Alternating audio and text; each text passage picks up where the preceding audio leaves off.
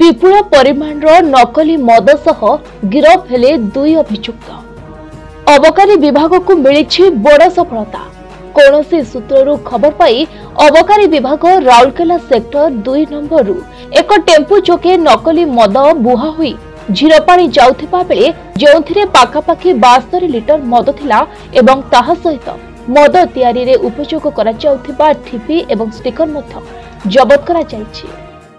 गोटे ऑटो रे किछिटा एक्साइजेबल मटेरियल जाउथि तो आमे हमर रेंज रो किछि स्टाफ्स आ मोबाइल यूनिट राउरकेला रो किछि स्टाफ्स को आमे पठेइथिलु। तापरे सेठी आमे जाई कि देखिलु कि ऑटो रे किछिटा आईएमएफएल जोटा कि डुप्लिकेट भाव में तैयारी होछि से सब आमे सेठी सीज करथिलु।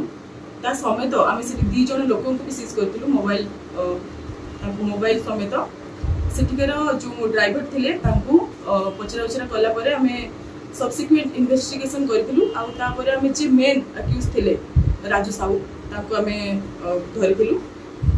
से गोटे बाइक रे आसिथिले आ किछटा तांको सहित भी किछटा मद थिला डुप्लिकेट।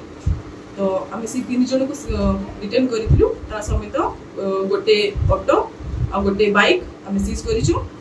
राउरकेला प्रसन्न कुमार महाराणा को रिपोर्ट प्रतिदिन टीवी।